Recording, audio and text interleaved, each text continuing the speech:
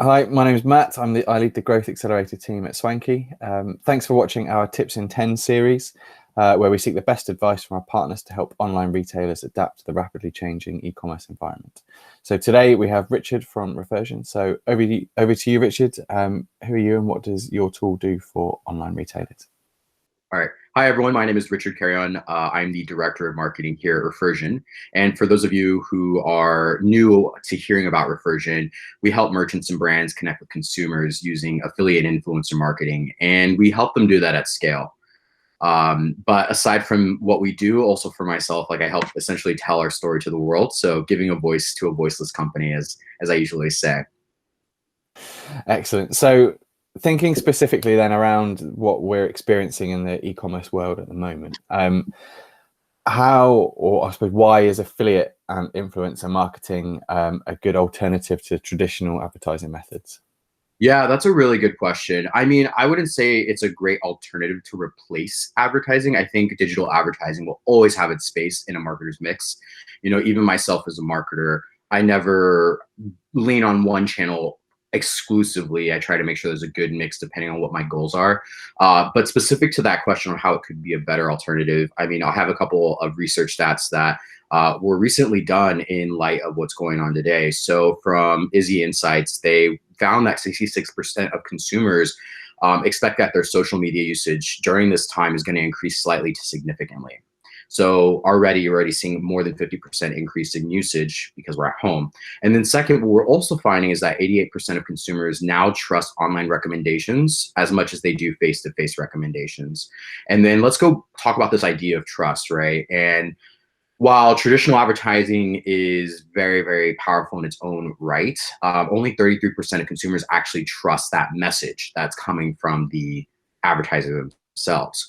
So setting that picture in place of the whole landscape, affiliate influencer marketing is a very, very effective channel that can build trust beyond just the message you're trying to get across. And especially right now when marketers and brands are really trying to build out their omni-channel digital first strategy in what's going on today.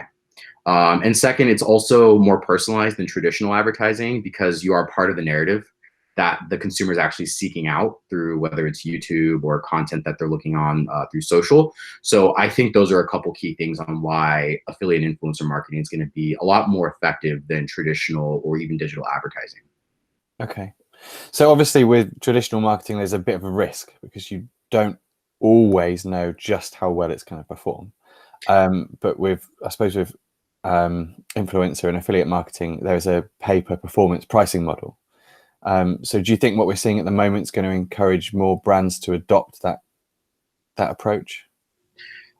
Absolutely. I think that's the natural progression that will happen for a couple of reasons. One is if a marketer can keep their CAC down without impeding on performance, that's going to be great for their bottom line all the time. The CFO is going to be like, well, what's our CAC? What's our CAC? What's our CAC?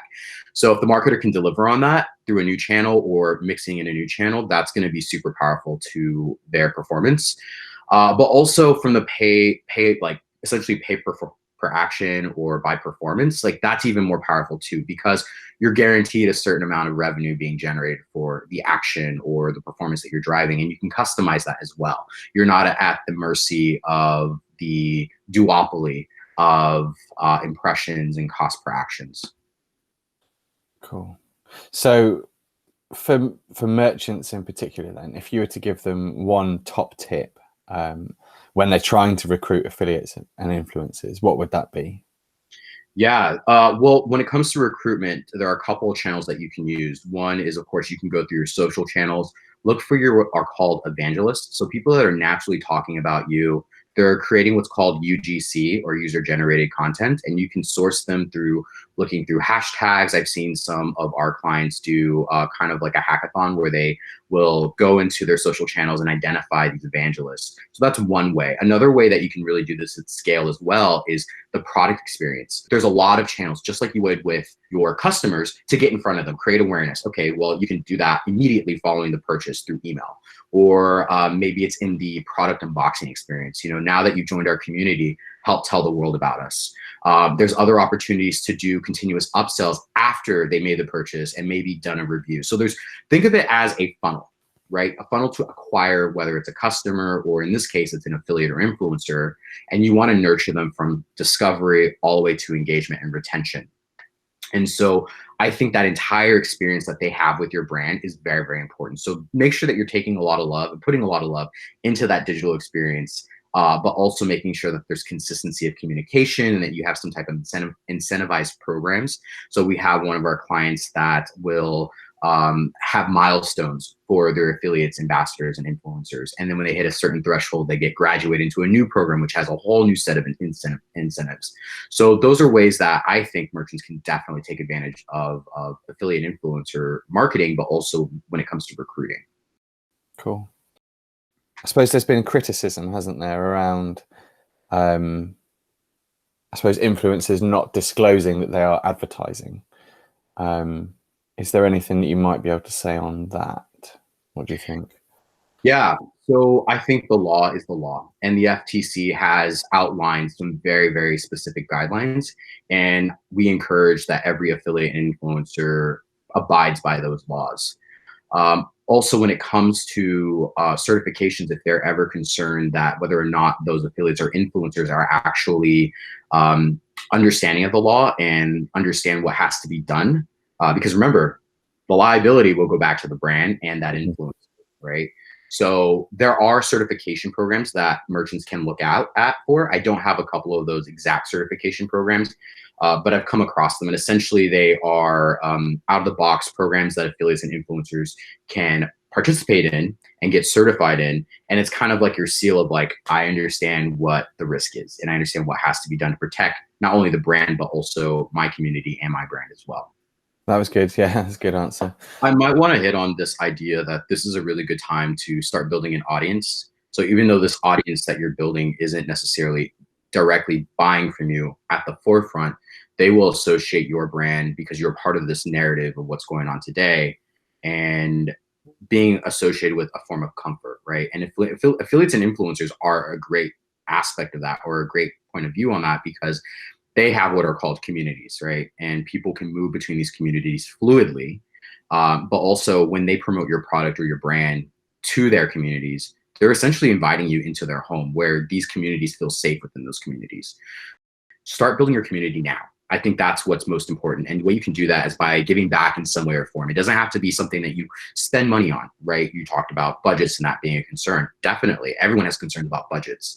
And so naturally what you do is you start pulling from the paid media, but then there's a lot of great investments that you can do, such as virtual events. Like we're hosting virtual events. A lot of our merchants are also hosting virtual events. Like one of our merchants I spoke to yesterday talked about how they are the experts in remote work because their whole office is remote. So what they've been doing is building out sessions and virtual sessions for other people out there to understand what are best practices for remote work. How do you manage people remotely? How do you manage logistics remotely? So I think that's very powerful because then people are like, oh, well, I understand, I'm learning stuff. And also this is of value to me. And so again, it's building brand credibility, building brand trust, but then also being a part of the narrative. I don't know what you want to call it exactly, but it's the narrative of comfort because we're all looking for comfort right now, right? And like some form of normal. And so that leads into my next takeaway and tip is I think it's important now for merchants to start thinking about what is normal in the future. They're not going to have an answer because they're not fortune tellers, and that will unfold over time. But I think it's important and imperative that we start thinking about that today. Definitely is. And yeah, there's no better time to start building that trust, is there?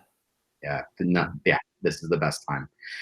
But make sure that you're not tone deaf either. So don't come off as trying to take advantage of the situation. Yeah. So it's a balancing act, but also we're all human. So just think on a human basis. Mm-hmm. I think that's the best way to think about it. So, but thanks, Richard, for your advice at this time, and thank you so much at home for watching. If you'd like to keep up to date with the next videos in our series, hit like and subscribe, or if you'd like to discuss any of today's topics in detail, you can contact us via swankyagency.com.